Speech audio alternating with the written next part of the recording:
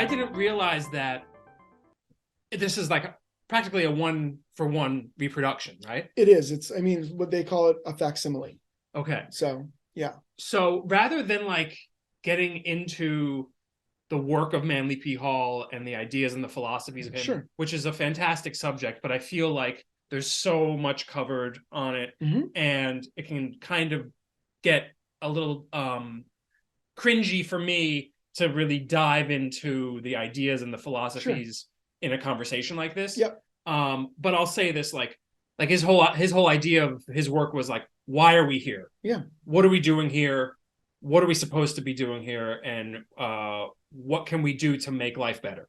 Right. And that can pretty much encompass his whole kind of work. Yeah. And I don't think it didn't seem like his intention was to give any one answer, except the joy of knowledge, like of engaging with philosophy and engaging with knowledge, all of the world's knowledge. Yeah. So it's very beneficial for people who are searching for something to dive into his work, but I don't want to get into too deep a detail of what he was up to. Yeah. And his lectures and stuff. There's a deluge of things out there.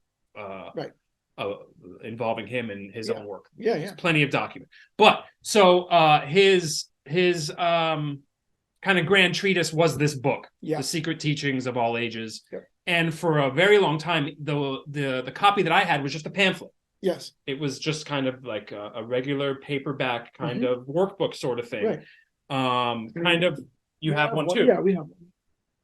I mean, it's like super thick. Yeah. And there's a lot of, it's so dense. I mean, these books they're just full of so much. Which is, it can kind of feel like homework and kind of sterile when you're reading it in that form. Right. Seeing it in this large format is absolutely astounding. Yeah. And that's how it was originally designed. It was this enormous book. It was originally, these are the original dimensions. These are I mean, we changed them by, because it's Taschen and they're not in customary, it's decimal. So I think we changed the measurements by like less than a centimeter in either dimension, but it really stays true to the original. So could we talk about the process of like the beginning of how the project came to be? Yes. And then I'd like to get into like the nuts and bolts of putting it all together. Yeah, totally. I mean, that stuff. I mean, so the way that it started was we've been working. So what's called the Library of Esoterica is a collection of books. I mean, I'll just pull one down. This is the most recent one, which is Plant Magic. And we do a series. And the idea of these books is that they're like an entry point into esoteric knowledge through visual media. Yeah. So it's really like a visual collection of things that speak to this subject. There's one on tarot, there's one on astrology, there's one on witchcraft. And the PRS, the Philosophical Research Society, has become in some ways like the spiritual home for that book series, because we always go there. It's like, it's become a sort of a ritual that when we start to work on the next book, whatever it's going to be, we meet in their library. And Kelly Carmina, who's the librarian there and just, a real keeper of the flame, will pull books for us. And that's what we've kind of gotten into the habit of going there. So, we've always been aware of Secret Teachings book, and it's like out, presented beautifully on a book stand there.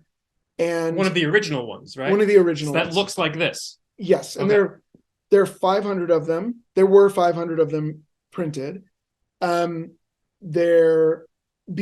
the Philosophical Research Society was a membership thing. There's like the subscribers edition. Yeah. But they're all produced at this size. And what's interesting is in like the 60s or 70s, for the purposes of production, they shrank them down. I've seen and they copies essentially like that. Zoomed down. Yeah. I actually have one right here. So Philosophical Research Society is Manly P. Hall's institution that he formed. What was it, 1920 something, or around that time? Yeah, mid 1920s. Yeah. And it's on Franklin? It's on Los Feliz Los Boulevard. Feliz Boulevard, right. And it's still there. Yes. And he had a renowned library of esoterica. Yes. Uh, There's something like 30,000 books. Yes. Yeah. And many of them are housed there. Yeah. The really special ones are at the Getty Research Institute, at the Getty Center. Yeah. So there's like a partnership there. Yeah. But they took this massive book and did not redesign it, but just made it much smaller. Yeah. So I haven't seen this one. I mean, so the text is, I mean, if that seemed hard to get into, this is like a wall. I mean, it's hard to it's hard to access the knowledge when it's like that dense feeling. You know? So this is the one, like I actually had a student from who was a student of mine at the School of Visual Arts in New York named Rebecca, who got me hip to this. Yeah. And she was like, because she grew up not far away from PRS, and she showed me her copy that's like this. Yeah. And I was like, oh my God, the art's so amazing. I've got to have one of those. So I bought myself one and have like sort of fallen in love with it. But now coming back to how this started was that Jessica Hundley, who's the series editor of the Library of Esoterica books, said, you know, the original version of this book, which is big and it's beautiful on the inside. It has all these, I want to get this, no, it might not be down to the exact thing, but I think it's about 52, 53 illustrations by J. Augustus Knapp, right? Who did all the illustrations that were published in this book. The outside of that original, it comes in like a wooden slipcase, like the slipcase that this one comes in that's not wooden. And they were very like lavishly produced, letterpressed, hand typeset in Oakland. Yeah. And it was originally subscribed for his school members. Yes. For the people who were members of the PRS, it was available for them. Exactly. And it was only an edition of 500? I think so, yeah. And they were $100, which that's a lot of money in the I guess like in the late 20s, that's a ton. Oh yeah. So real patrons. Yes. And so Jessica, she, you know, Benedict Taschen, the publisher, really loves the Library of Esoterica and what we're doing.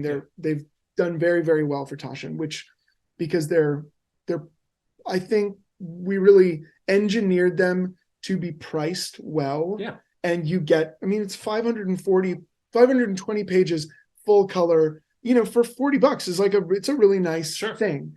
So, you know, Benedict is very excited about the esoteric work that we're doing.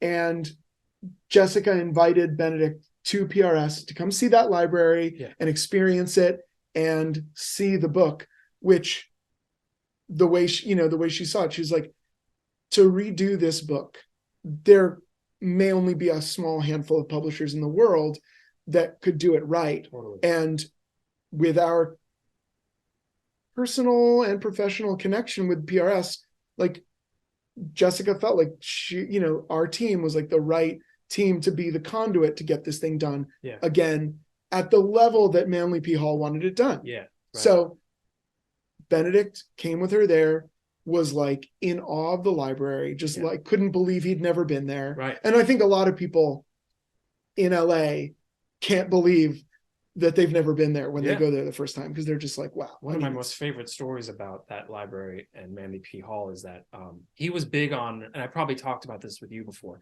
he was big like in the book collecting circuit. Obviously, he was building this library, and his reputation became as such to where at these auctions, people like William Randolph Hearst would not bid against Manly P. Hall if they knew he was going for a book. Oh, wow. That's how respected he was in that community. Really cool. So like the fact that library still exists, I heard that like he sold off, like a lot of those books have actually been sold off over the years. I'm not sure. Potentially, yeah. But walking in that library, just the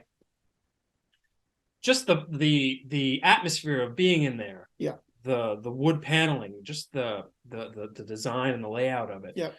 It's really intense. It is. I mean, there's great kind of slightly like translucent skylights. It's not pure sunlight coming through, but it's sort of slightly occluded, sunlight coming in. And so there's that kind of like ambient light in there.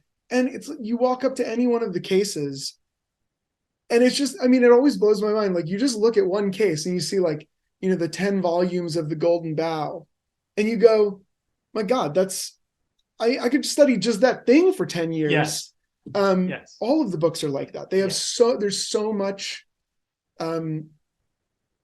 intense wisdom that can be absorbed in there. Yes. And when you go on a Friday, when they sort of have open library hours, it's really fun because really odd people, not odd in any kind of, I don't mean that in any kind of pejorative term, like sense. I mean, just, it's a really interesting mixture of energies in a library, and everyone with the same purpose. Exactly. They're searching for something. Exactly.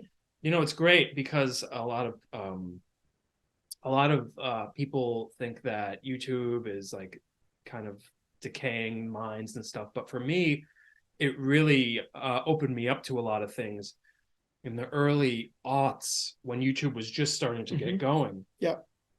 I was doing deep dives on stuff, and finding Manly P. Hall's lectures on YouTube was some of the most mind-expanding stuff I've ever experienced. It changed my life completely. Yeah. It opened my mind to wonderful things, and it's something where I wish that I was exposed to it earlier. Yeah.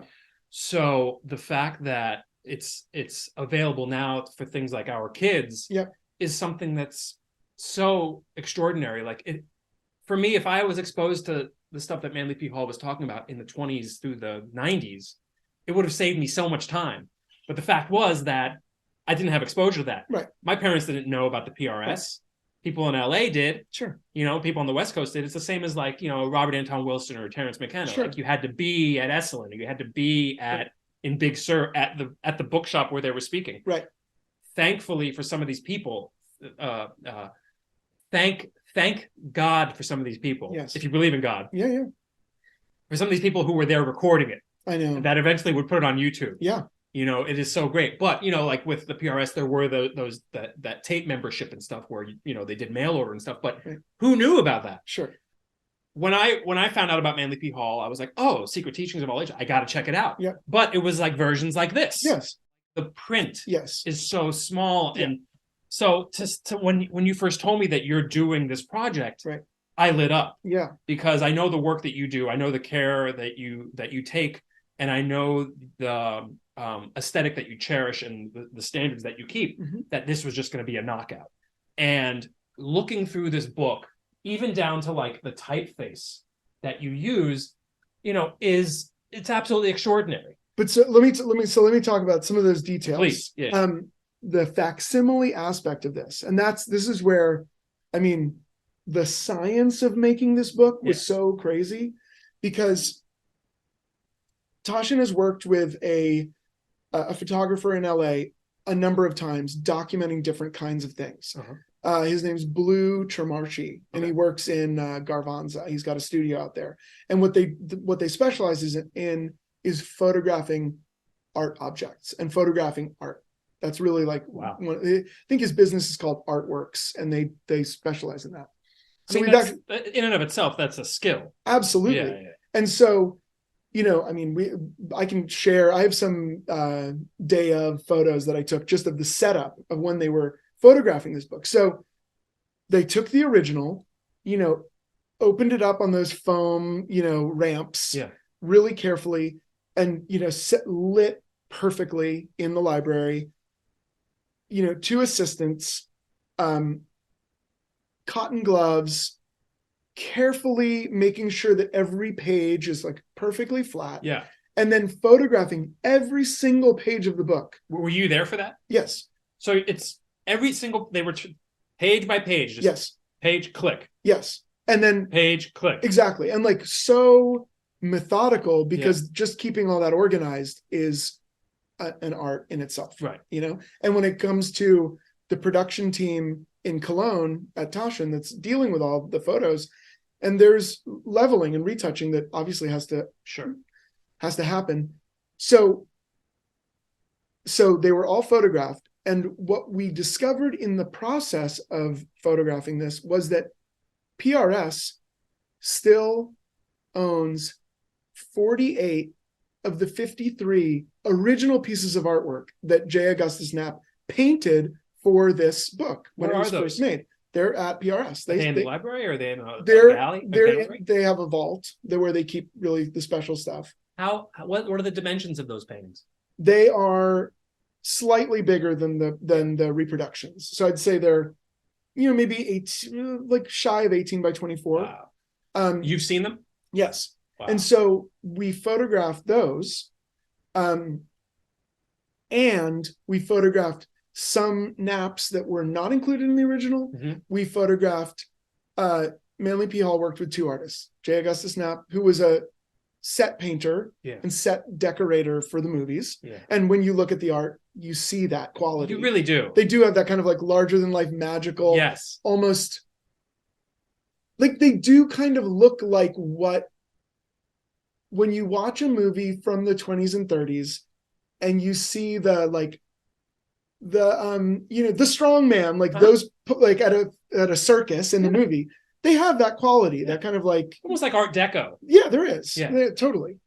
It's Art Deco meets like Egypt. Yes. And like regal Hollywood. Yes. Yeah. Absolutely.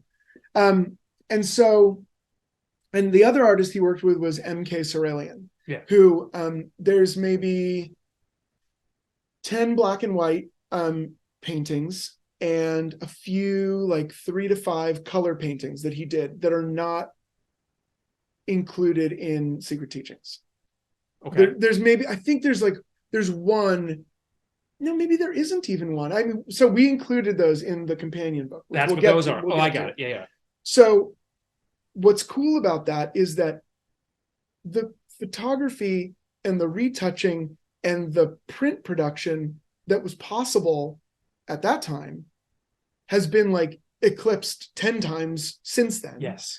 So we were able to photograph the originals, and the amazing production team at Taschen took our new photos of the originals, which are with incredible detail and high definition, and some of the retouching that was done on the images that went into the original book before it was printed, because there was some retouching done. Yeah.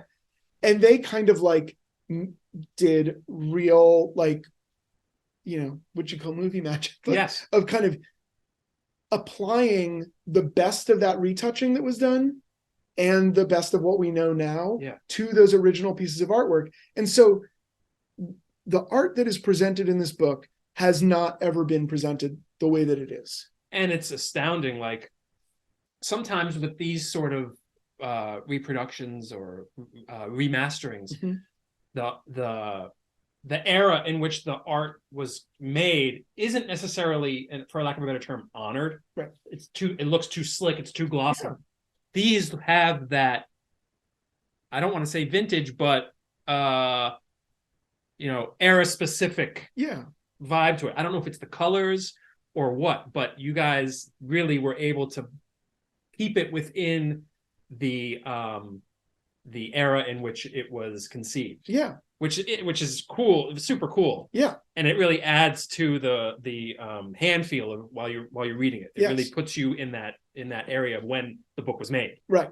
Yeah, and it really does. I mean, the feel of the paper, I mean, they really, there's a real care for every single aspect of how it was produced. But so these, this is, the page was photographed, and then this is a technical thing, but it's turned into a bitmap image, which essentially brings it to a black-white 50-50 threshold.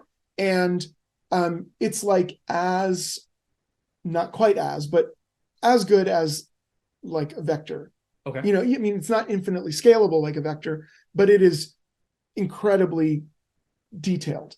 And so, the way that they were able to reproduce the black and white text so well and clearly, and then also represent the art, these new photos of the art so beautifully, I just think it's like a testament to the worked out production muscles of Taschen as a publisher. I mean, their production team is really like second to none. And understanding of aesthetic. Yes. Not making it too slick. No, I mean, it really feels like it's it's updated in all the right ways, which Yeah. is like, Benedict Taschen is a person who is a really impactful image, is,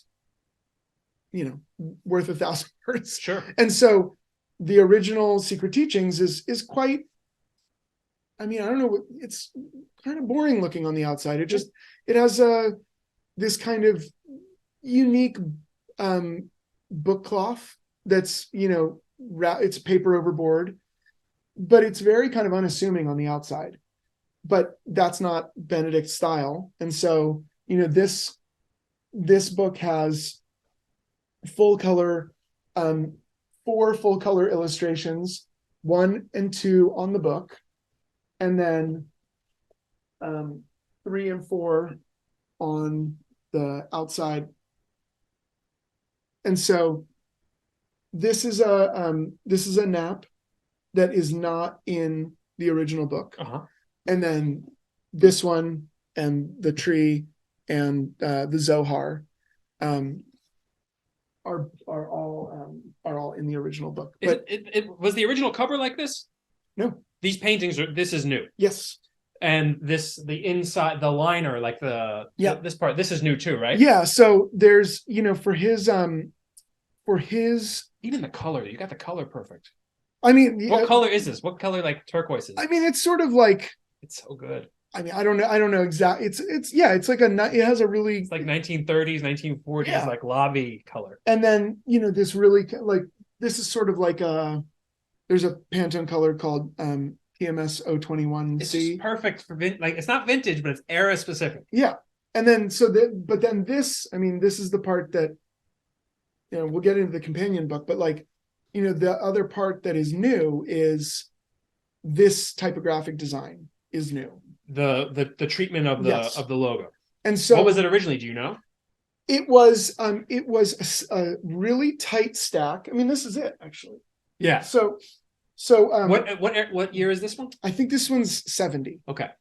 So this is Caslon 540, which is on the spine. And then what's here, Masonic, Hermetic, Kabbalistic, and Rosicrucian Symbolical Philosophy by Manly P. Hall is all in like a black letter. That's a cool font. That's cool. Similar to what's inside here, right? And in the same way of like, in the spirit of updating what needed to be updated, but not updating too much. Right. May I see this? Yes. So like, this is a weight of Caslon, but it's bold condensed. Okay. So it stays in the family of the Caslon. Okay. And then the and of are in the same black letter typeface, which is called Caxtonian, I think. And that's what we use to compose this new title treatment. But then even how many rounds did you go through for each one of these types of treatments? Do you inherently kind of know the zone that you want to be in by now? Yeah. It was like, it was like, I think I came up with 3 different ones. I showed them to Benedict. He said that one. That was basically it. I think because it's not, I am proud that we did a new thing based on the old thing, but like, I didn't want to do something new that comes out of nowhere. Right. There's like no ego there's no ego involved. And it's like, okay, there's Caslon. Okay, there's this black letter typeface. Let's just use them and do it in a way that feels Taschen, which is, kind of big and bold and unapologetic. But then here is this all-seeing eye, which came from this illustration. And so this scarab was on the cover of the All-Seeing Eye, which was Manly's one of his pamphlets. Yeah, right. And so this book, and this scarab was sort of hand illustrated, the one that was there. And like, I redrew it, and it's like, in terms of sacred geometry, is like perfect. You know what I mean? The scarab drawing or the representation of this scarab drawing is like mathematically perfect. Yes. Where the other one was like, it was beautiful, but like a little wonky because it was kind of hand illustrated. Yeah. Because we have computers, all the angles of every single thing is mathematically sort of right. Bravo. And then there's, there's these, it's all made out of circles. Yes. And we extracted this all-seeing eye, and that became used as the end paper, a repeat pattern. Yeah. Here it's gold on that sort of burnt orange color. And then in this one, it's black on turquoise. But then this is something that we're really proud of, the companion book, because one of the things that Jessica Hundley, the editor, being probably on the short list of people that have read all of the Secret Teachings, right, which is like a lot to get through. Yes. The thing about Manley when he was in his, it's insane to think that he did this when he was like 24, 25. Really it really is mind blowing. Driven. Yeah, totally. Yeah. But he was kind of insecure, and you can see it when you read, because he cites all the philosophers and writers and thinkers that preceded him. Because when I think about what I knew when I was 24, I was an idiot. I'm still an idiot, but a different kind of idiot then. To think that he was doing that, I would be very insecure about writing a book of the world's philosophies without citing sources. Yes. So a lot of this is quoted text. A lot of it. Yes. And so Jessica was like, well, we're coming up on 100 years now. And his words in his pamphlets, in his lectures, his philosophy has stood this. He has cemented himself as a true mystic. Yes. Yeah. And so what if we didn't cite all those other people that he was citing? So that's what the companion book is. It's really like a condensed version of the Secret Teachings, with all the citations removed. And then there are these, the Suralians that were not in the original book that we use. Where did you find these original works? They were at PRS as well, like stored with the NAPs. Yeah. And so there's, really beautiful portraits. We were able to scan all the old photos. These are architectural renderings that Robert Stacy Judd did for the original plans in the sort of Mayan revival style, which is the style of PRS, but it doesn't quite look like that. I always wonder what it must have been like to be in Los Angeles, to be in Los Feliz during the time where Manly P. Hall was speaking, and you could just go to a lecture and just sit there and just listen to him. Incredible. Yeah. And the part, again, also well documented, the foundation for him writing this book was him taking this around the world year-long trip, where he visited India and the Middle East and Japan and China, and got in touch with these ancient world religions that are non-Western. And so there are these beautifully reproduced photos of that trip, pictures that he and the photographers took, him at the pyramids, him studying yogis. Not an inexpensive or easy trip to make back then. No, on ship. And the thing that I came to learn is that the way that PRS was built and all this happened was because of apparently two oil magnates, their wives were into this stuff. They believed in this and supported him and believed in what he was doing. And that was where a lot of the funding came for him to take on this incredible, challenge. So it's usually where patronage comes from. Yeah. And it's one of those weird, double-edged swords where you're going I don't know that at that time anyone knew any different, but you big oil, that sounds really demonic and horrible. But then that money gave birth to something really beautiful that is still inspiring people. Right. So you never know how to take that. But, this really is true to the design of the big book, but in just a slightly easier format. There's an introduction by Mitch Horowitz, who is another one of the few people that's read the Secret Teachings. And there's some nice... this book has 2 foldouts. I saw, yes.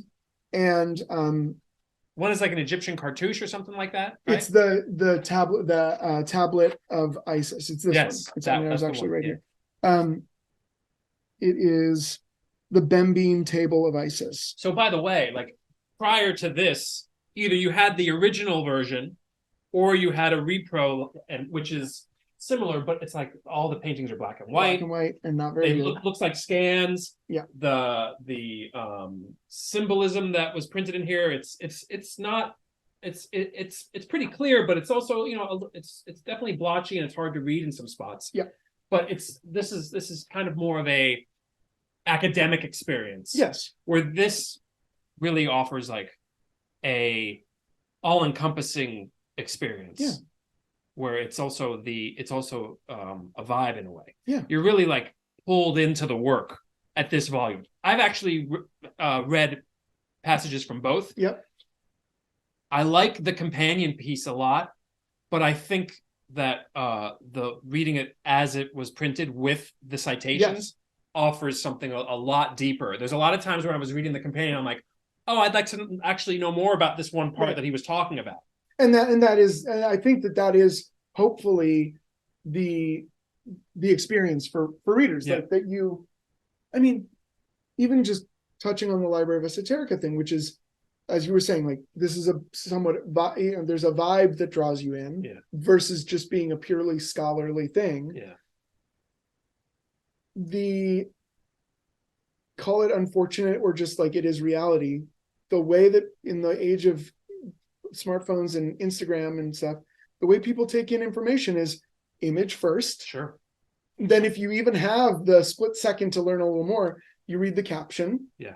And then if that lights something in you, then you discover more. And it's like, that has to be the way that it happens. Like kind of like low barrier to entry. Yeah. And if you are a person who's like ready to scratch that and go a little further or open the door, whatever metaphor you want to use, it's there and you can go deeper. I will say this is a lot easier to read in bed. Yeah, like, especially if you fall asleep, because this one will clock you and you're out. Yeah. But touching upon that, looking at the Knapp paintings in this book, they're so powerful. Even if I don't know what's going on, like you know, turning into a new chapter and looking at the image, there's such a profundity to the work. Yes. There's something that they were definitely able to tap into that was a universal language in these images. I don't know how they did it. Yeah. Were they based on original like works from like not pre-civilization, but like were they based on etchings or something in previous books? Like how did Knapp draw these images? Like how draw them out of the ether? Like how did the creative energy kind of get harnessed in such a powerful way? I mean, I have to think that it's, I mean, Manley was guiding the stuff. You know what I mean? He was like, but of course it's like it doesn't come out of thin air. So when I look at some of them, okay, like here's an example. Like I just for fun, I took the Ezekiel's vision from the Bible and I put it into Midjourney, like one of the AI visualizers, just to see what it would do with that. Sure. I mean, it just like I got no result. Yeah. Like it just kind of crapped out. Right. But the vision of Ezekiel that Knapp painted that's in here, like it feels like a decent rendition of like the idea of like the eagle head and the bull head and the head of the man and the sword and the the wheels that are turning in like essentially all directions at once.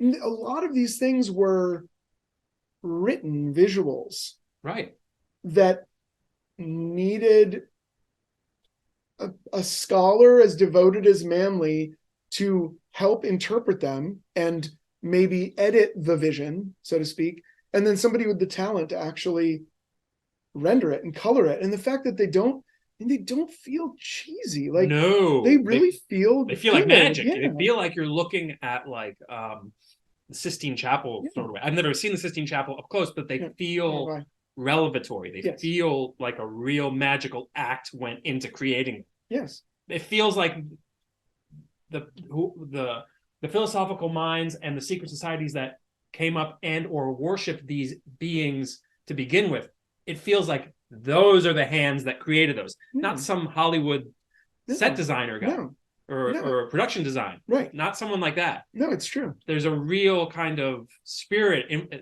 invoked in those.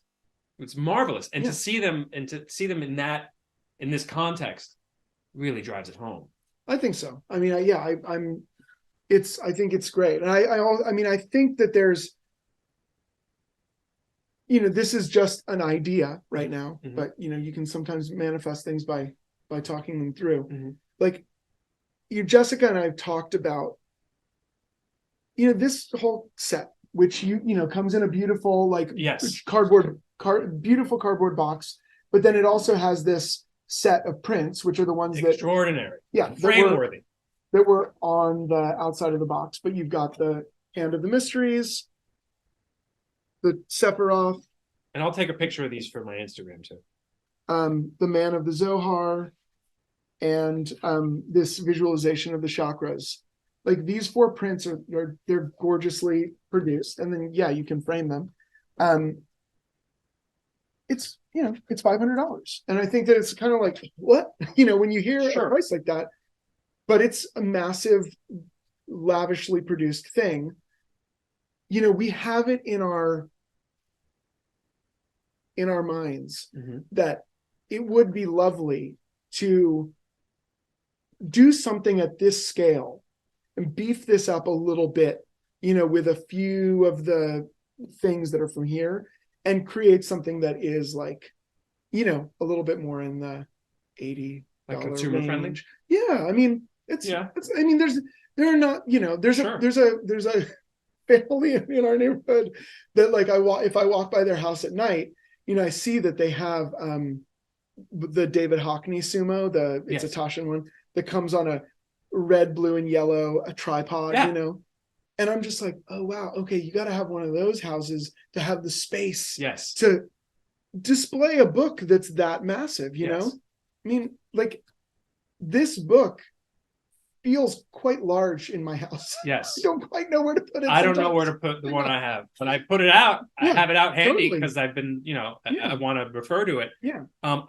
Me personally, I feel like, and I'm so grateful that we're friends and that this project came into your life. And I'm so grateful that you gifted me one. It's a treasure to me. Of course. But myself, I was ready to drop money on it. And I feel like anybody that knows about this work and it has come across their lives, I feel like this would be something that they would budget out for, to have this version. Yeah. It's such a special book. If you have been able to have it come into your life, there's no doubt how special it is. It's true. But 500 it's a lot of money. Yeah.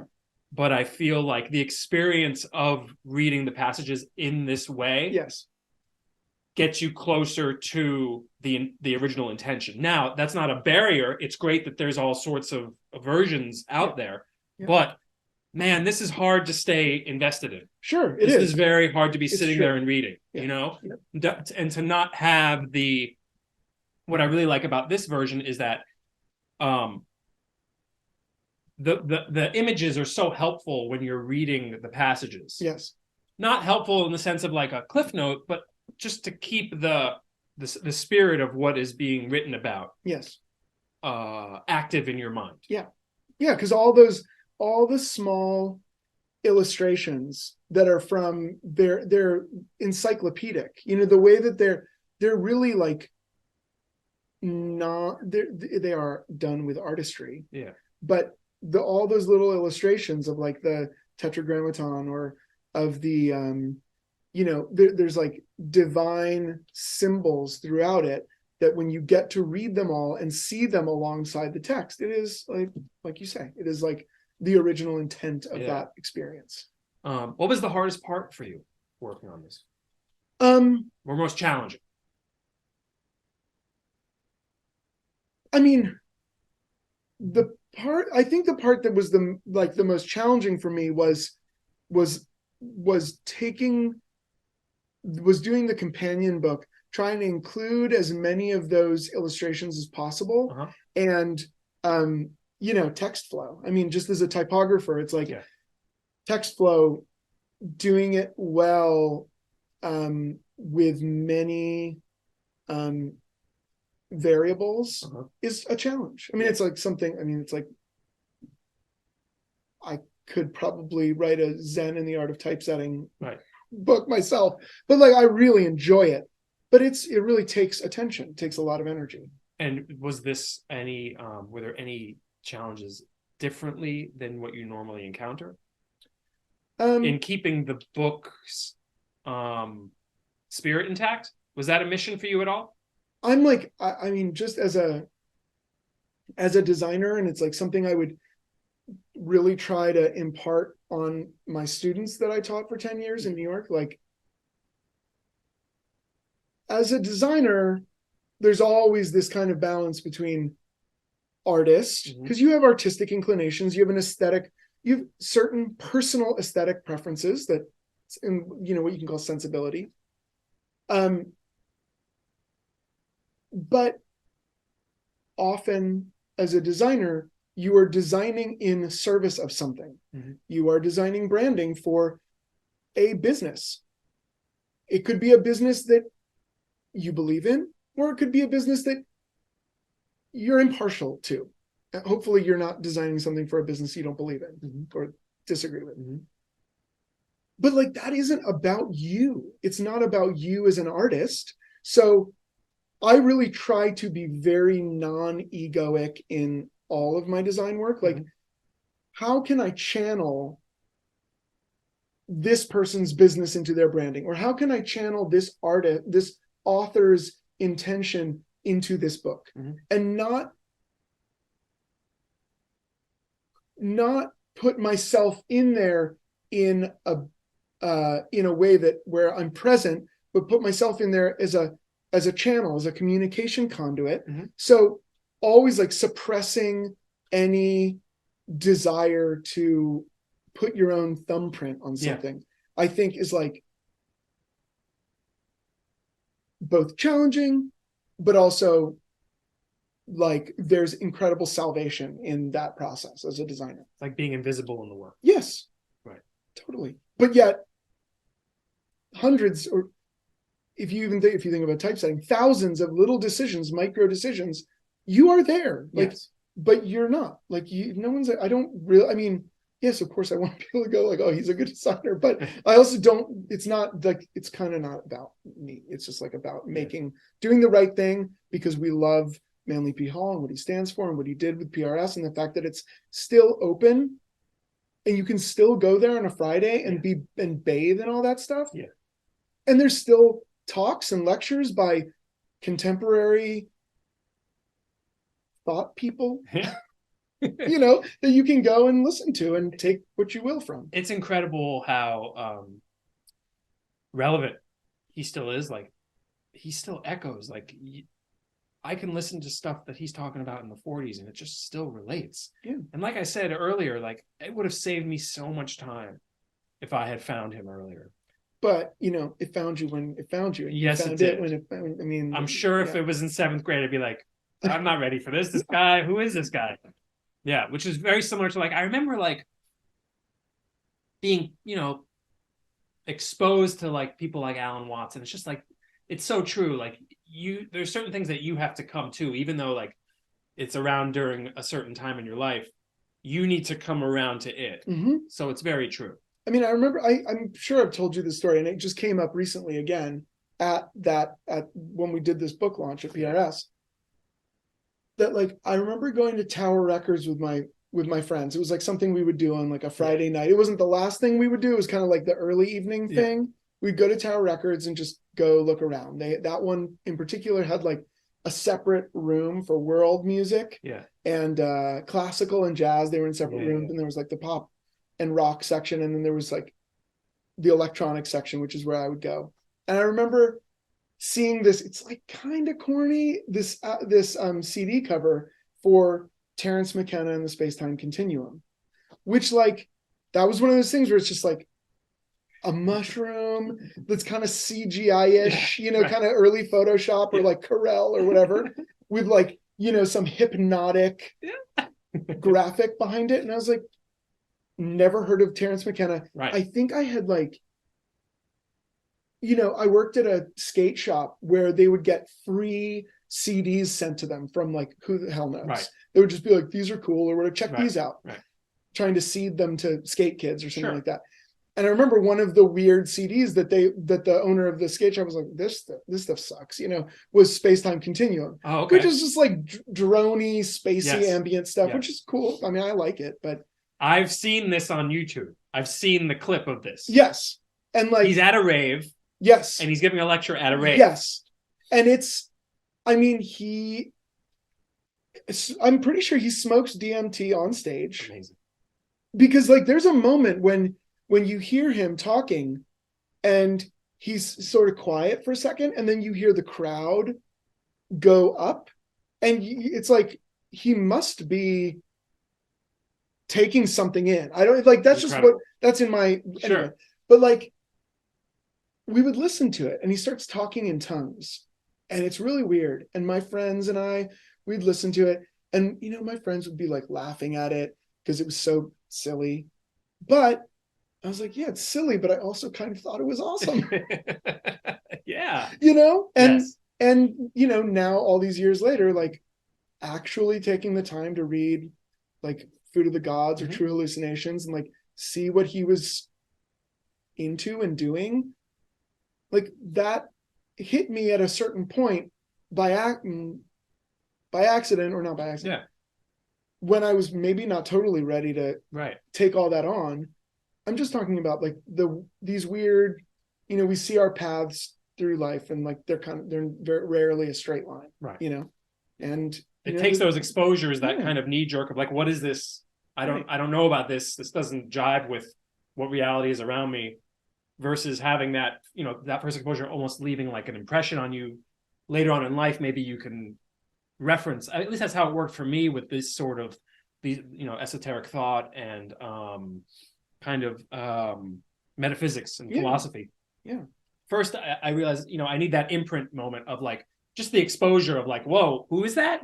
What's that? What is that? Oh, I don't know about that. Yep. Going away, living life, and then it kind of looping back around where, you know, maybe you're in a moment of you need something new, or you're in a moment of confusion and you need some type of either like lighthouse or even buoy to latch onto, and eventually you some, for me, you come back around to something that's like, hey, what was that person talking about?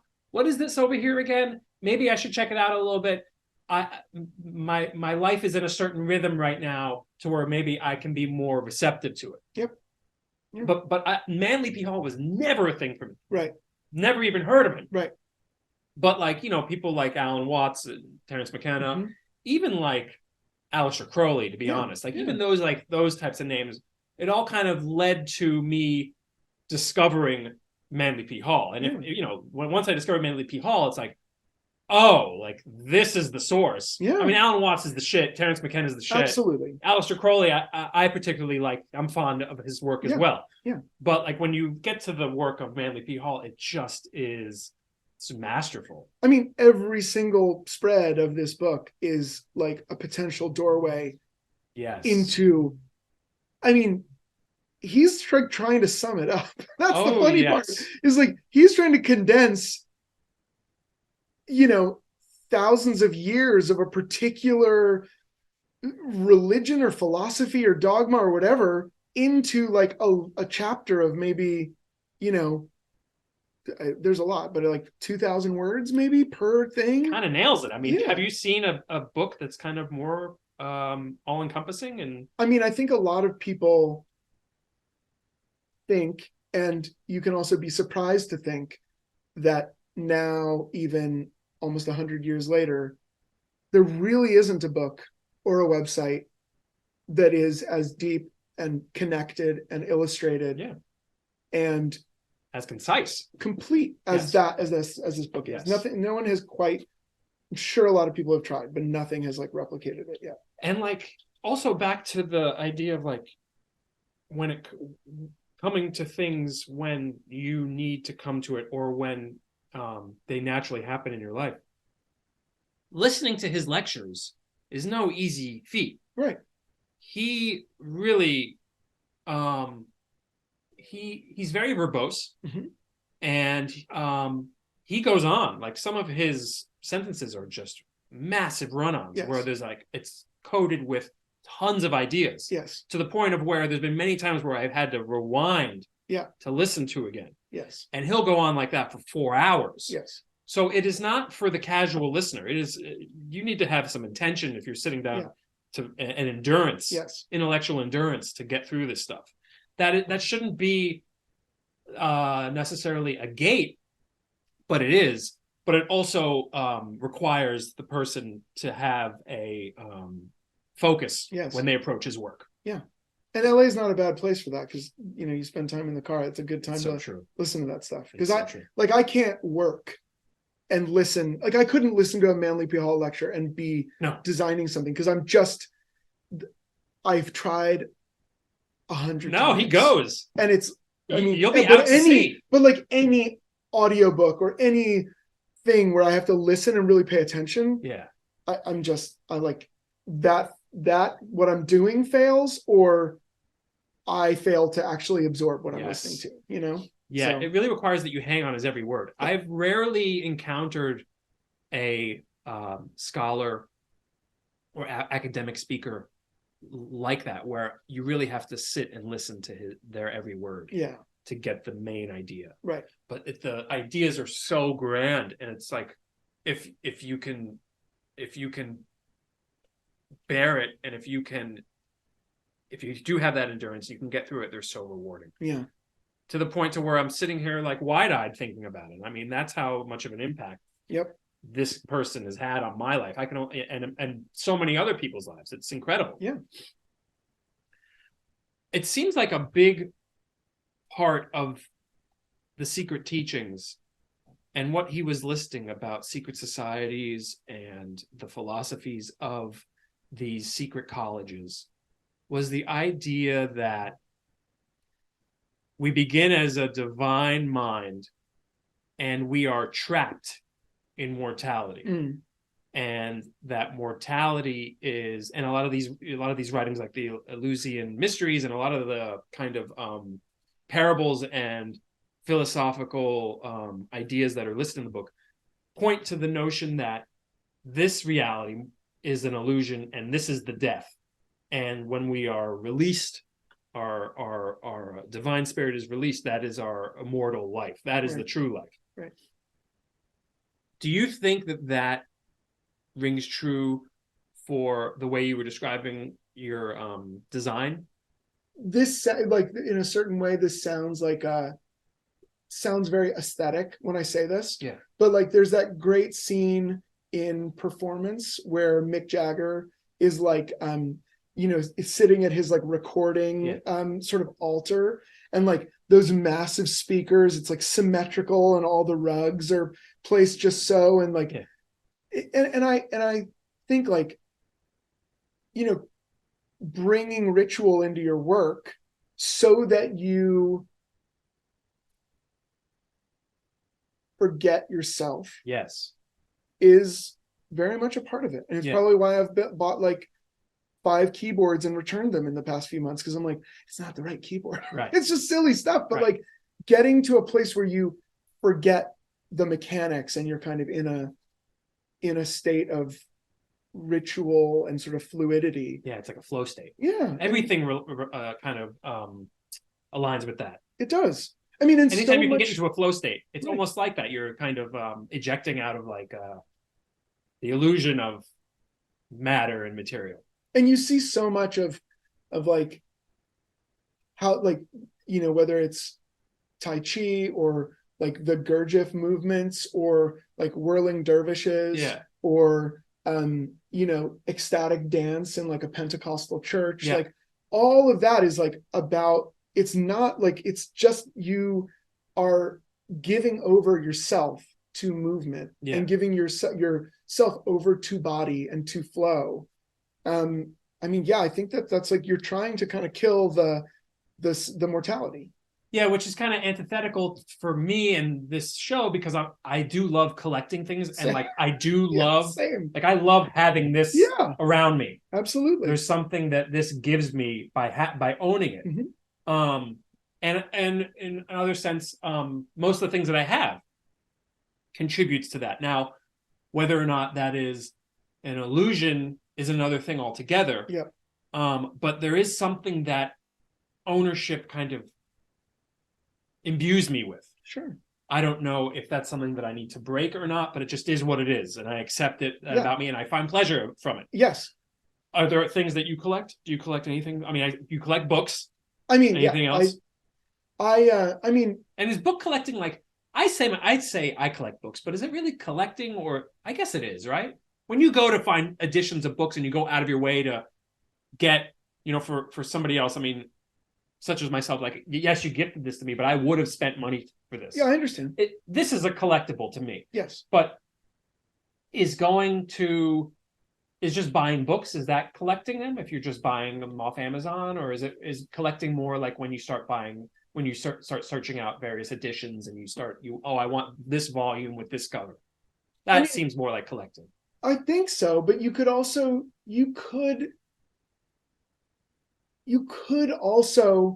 have an amazing library of cheap paperbacks of like incredible texts. Sure. That like each one, I mean, a lot of these are visual books. A lot of them are books of philosophy, and sometimes it's an overlapping of both. But like,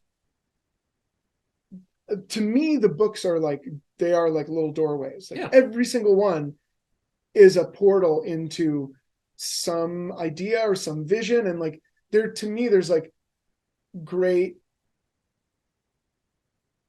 excitement, great power in like knowing that you could just like go, like as long as you have like some water and a little bit of food, like you could travel into so many different modes of thought and experiences through books. So to me, like, I think collecting books is like very much a collecting of things. I mean, I think that like a cheap paperback is fine. I think that I think once you get into the realm of I finished this book, I'm going to put it on my bookshelf. Right. That's collecting. Yeah. Right. Yeah. Because there's a utility to it. Sure. But then but there's some people that's like, oh, I finished this book. Here you go. Right. But there's also like the idea of having it around, like the knowledge around you. Yeah.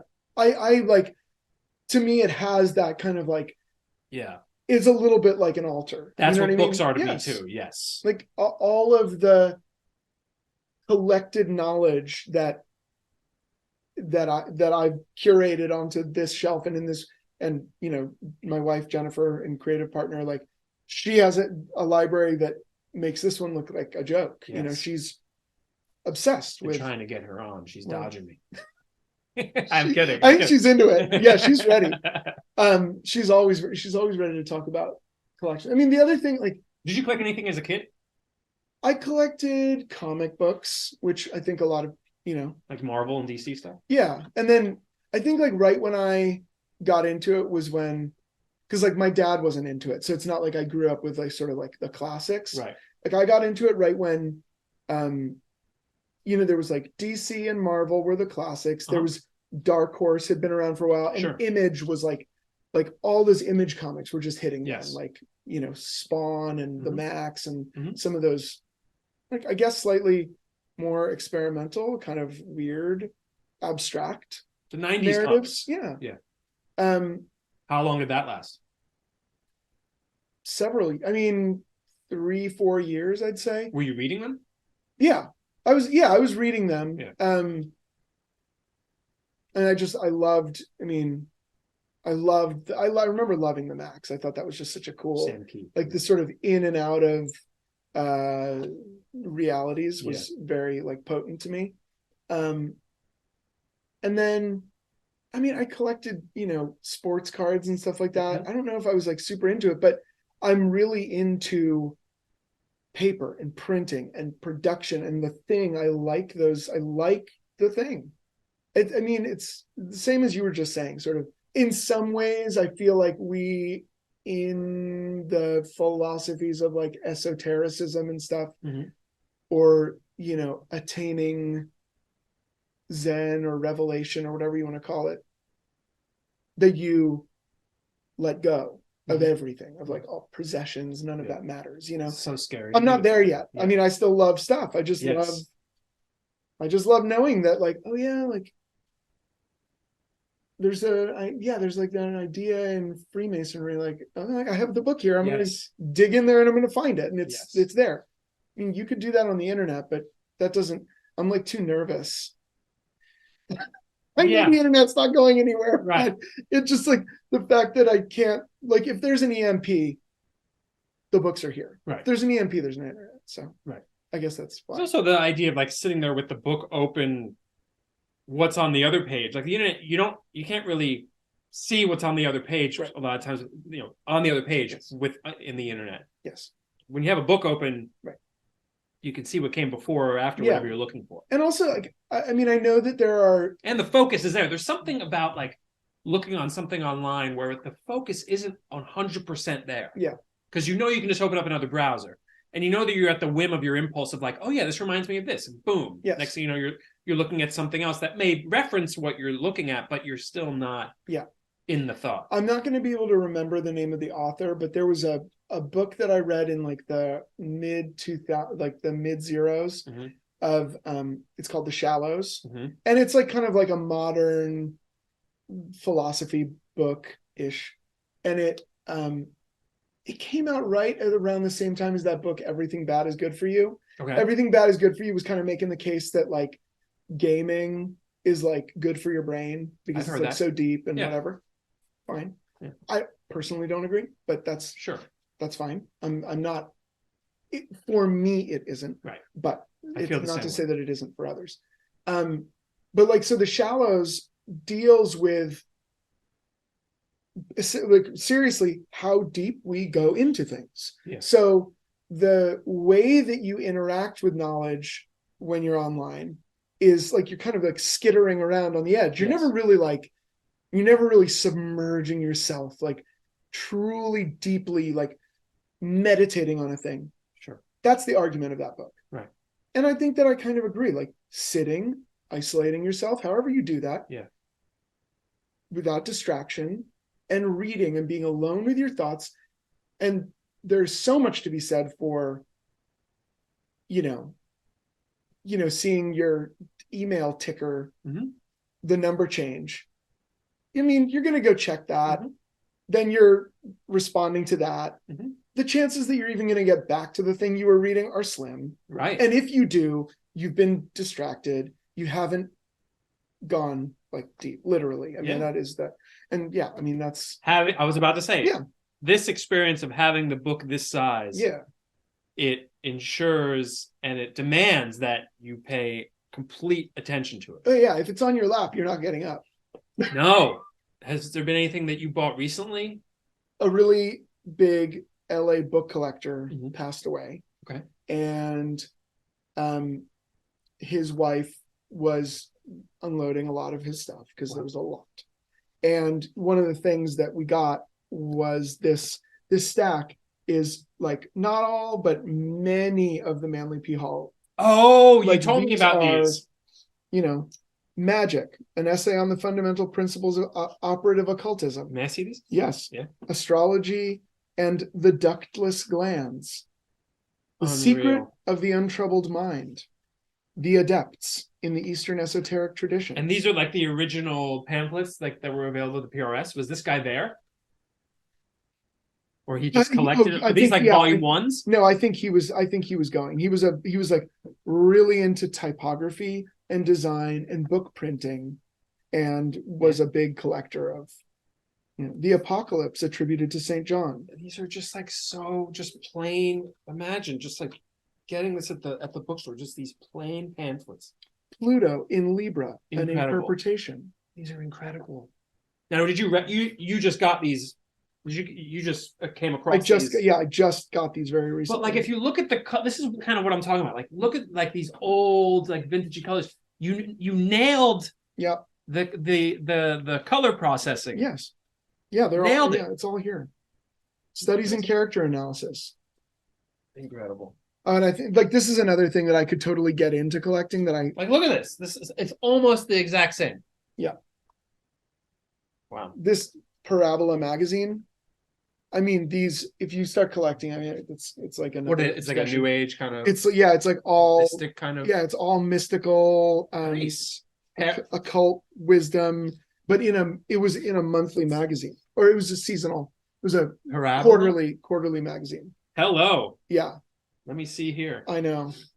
Have you looked on eBay at Oh, the prices of these? Oh, yeah. And they're not that bad. That's the problem. They're like, you can get them for $12. Nice. 18 bucks. Maybe some rare ones are for a little bit more. These will look good on the shelf, huh? Yeah. There's another good magazine called Man, Myth, and Magic. Oh, I've heard of that. I have. Look. Yeah. Unreal. Yeah. So wait, we tried to do a good job. So, yeah, I could tell. Yeah, these are really cool. Yeah, they're fun.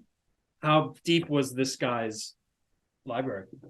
It was. Oh, they smell good too. Yeah, those old books smell good. Some of the stuff was like one of a kind stuff. I mean, there are books at the PRS that are like handmade, handwritten, hand painted. There's one. Like those kind of things. That guy collected that kind of stuff. Was there anything when you went to PRS that they didn't let you check out and look at? I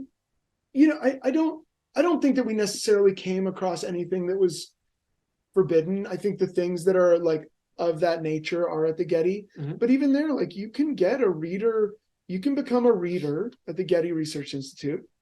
And you can schedule time to go there and you can look at really special books. I didn't know that they had the works from the Philosophical Research Society. Many of them are there, yeah. Oh. Like there's, in the back of this book.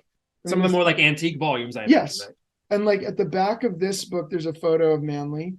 Let me see. Here. This is him. Very famous photo of him, yeah. And all the time. But at the top of his stack is this book that's shaped like a triangle. Oh yeah, which is rad. Yeah, that there's a triangular book. Yeah. So it has the one spine, and then it goes this way. Yeah, it actually opens that way. Got it. They have that at the Getty. That's cool. I saw it a couple of months ago.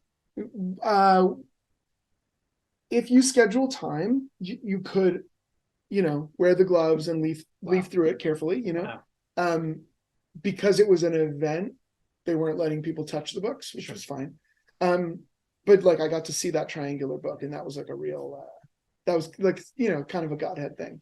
Yeah, I've always wanted to see that. That's a question I was going to have. Did you have any experiences that were kind of tingly or kind of new agey when you were making it? The whole time it was, right? I mean, I'm a huge. I'm trying to think of like when it like really.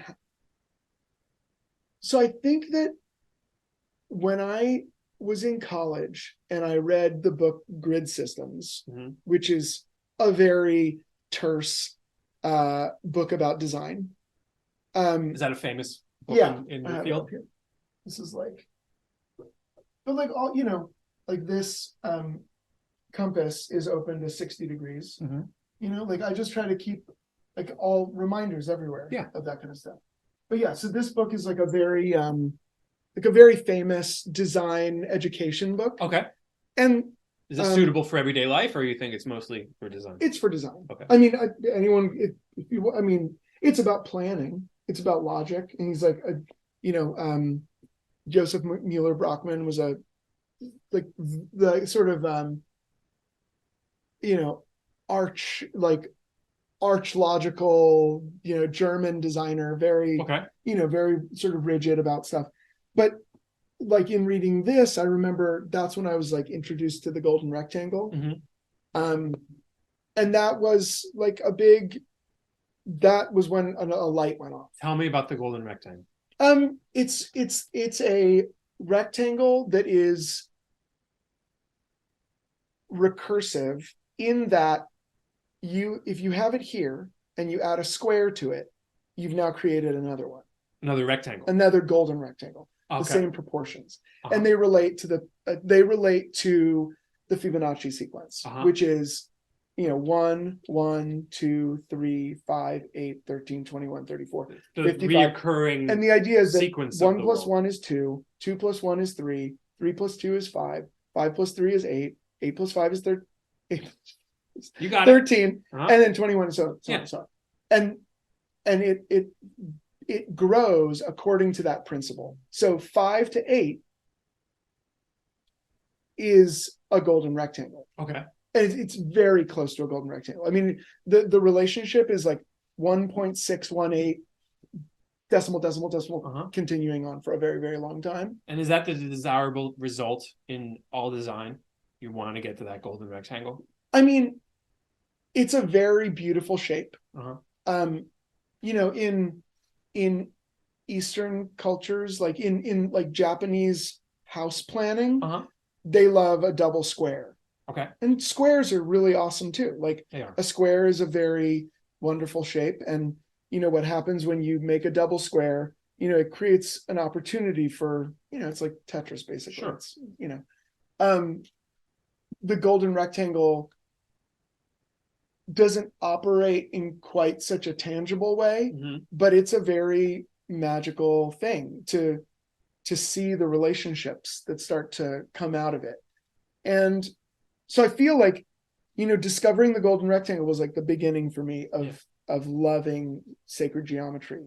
And so all of those things, like sacred geometry is at the core of a lot of these ancient philosophies. Yeah. Like Pythagoras talks about it in the whole section. The pyramids, the Stonehenge, like all these sites that thankfully are preserved just due to their mass and gravity are like a window into the importance of math and an honoring of even the most like mundane thing, like how you shape something is just doing it in that ritualistic way and sort of honoring, I really believe in that.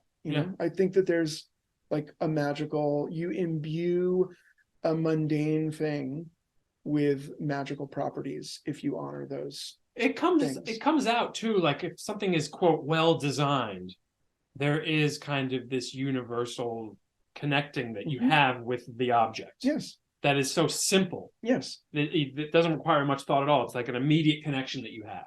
And I don't think I have the book here, but there's a great book.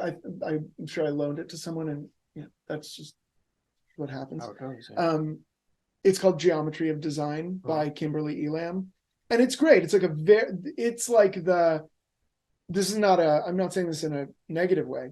It is like entry level understanding of geometry and design. Yeah. And so, it deconstructs like different famous paintings and showing how there's like a star, pentagram formation. Like Yeah. And like even looking at the Volkswagen Beetle that was designed in the 90s. Right. The circularity of it was very important to the way that it was shaped. Yes.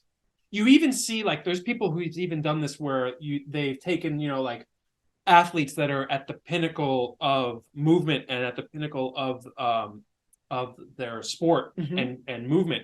And they've done if you see that, they'll do like a thing of Jordan dunking and they'll do the geometry. Oh, that's amazing. I've never seen that, but that's they'll amazing. do like the figure geometry of it, and it lines up in that very geometrical way. It's very elegant. Did you see any coded geometry when you were laying the book out? Like, did you see anything like within the book that kind of you had this aha moment of like, oh, they were really paying attention when they were putting this book together? Or is that just, am I diving too deep here? No, it's I don't think it's that. It's just that like there's a slight departure in a sense because this is a facsimile. Yes. And so the design that was done to this was like we didn't do much design to it. You know what I mean? Yeah. It's a reproduction. Where this one, we wanted it to be half the size, just so that the idea was that it would like sort of that they could fit neatly, and just that there was something satisfying in designing it so it's half. I didn't even realize that. Yeah. Yeah. But that's good design. You don't realize it. Sure. Yeah. Yeah. And, I brought my sense of, proportion and page layout to the way that this is organized to honor the content. So to answer your question, it's like, here we weren't really designing, and here I was doing my best to channel what I know about geometry and proportion relationships into this book. So you didn't see anything of like the original hands, any intention behind them? One sort of little like Easter egg, if you even want to call it that, is that when you go to PRS and you look, many of the books, Manley stamped his signature, his like not like book plate, but his sort of like, he would stamp on page 33 of every book. And it's like, and so on page 33 of this book, we put a little MPH, all-seeing eye, and on the page 33 of this book, we put one in there as well. So wait, so whoever laid this, the original, I'm talking about the original Secret Teachings. Yes. There's no type of sacred geometry that you pinpointed in there or anything like that when you were looking through it? I mean, I don't think in the page layout sense. Yeah. I don't know that the typesetters in Oakland were guided by that. Right. Necessarily. Fair I mean, frankly, I think that the type is too small. I think that the leading is too tight. Those are right. I think it makes it a little harder to read, but they had a lot. It's also about economy. Like, if the leading was looser, this book would probably be 100 pages longer. Right. Which means that you're typesetting 100 more pages of type. Right. And using 100 more sheets of paper per book. Right. So when you start to get into the economy of design, it was done as at a juncture of aesthetics and economy that work. Man, I didn't even realize on page 33 that there was a stamp on there. That's great. I love that. Yep. And wow, so the original version was 100 bucks in what, 1930 or whatever? Yeah, like I think 28 or 29. Yeah. So, how many? Do you know how many of those are left? How many of those editions are around these days? It would be. I wonder if that's that's probably a question that PRS has some knowledge of.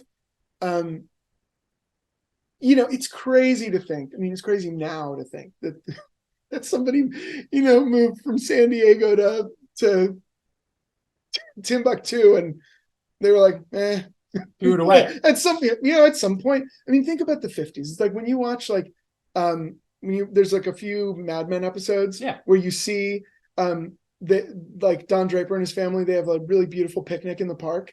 And then he picks up the blanket at the end and just tosses it. And you're like, now that's like, you'd never do that. But at that time, like all that shit, like someone would pick it up. Who cares? Yes. The 50s were a weird time. So there was there are probably a bunch of books that didn't survive all these decades. Right. They have, because that library is like still intact, they have, at least one of each. There are editions. Yeah. There's the subscribers edition, the first edition. There's a few different names. They have one of each, for sure. And maybe more. And I think they probably know who has some of the originals. Yeah. But I don't know if they're all sort of like accounted for. Talk about standing the test of time. Yeah. And now this edition is definitely going to add to the legacy of the work. And we did 5,000 of these. 5,000. Yes. Yeah. If nothing else, for the artistic quality of the book, hopefully that'll get into homes that wouldn't normally be responsive to this sort of work. Yeah. It's incredible. And I have this very special 3087. All right. So wait, and okay, so I don't want to pass this over because this is just as important. The Library of Esoterica stuff that you do with Miss Hunley. The next volume is coming out soon? It is, I would say probably 9 months. And Yeah. what's the next volume called? Sacred Sites. Oh, So yeah, so that's all about like the stuff we were just touching on. Like, very cool. yeah, it's like man living on Earth, man starting to interact with, you know, like the cave shrine, the idea of the deep inner sanctum. So like using Earth for and in alignment with our rituals, and then starting to intervene, you know, like the rock formations in South America, the pyramids, Stonehenge, like all those different interventions. And then but coming up to like ritual artist spaces, you know, like there's that great book about Francis Bacon's studio. Yes. You know, just like things like that, where it's like they are kind of modern versions of devotional spaces. Sure. Yeah. Like the PRS. Absolutely. Yeah. And you've done, so you've done, the Library of Esoterica has done tarot, astrology, witchcraft. Yes. And now the latest one is plant magic. Yes. And that one just came out. That one came, yes, about 2 months ago. What a body of work you all are building. Yeah. How is the volume is it open ended? Is there an end in sight, or you're just going to keep going? Yeah. I mean, incredible. We are, so after Sacred Sites, we're going to do Spirit Worlds, which is, you know, everything that could entail, the, you know, the afterlife, the parallel, you know, and then we're talking about doing Sacred Geometry. Incredible. Which I'm completely intimidated by. I'm going to love it, but also it's a lot. I mean, especially because I care a lot about it. It's going to be a challenge, a fun challenge. Sure. Well, these look great on the shelves. Thank you. This is a tremendous feat. Thank you. Is this one of the coolest things you've worked on ever? I mean, Absolutely. You've worked on some really, really cool stuff. But is this one of those things that just leaves a real impact in your life? Yeah. I mean, you know, I feel so incredibly lucky that as a designer, I get to work on things that like I actually have a personal love for.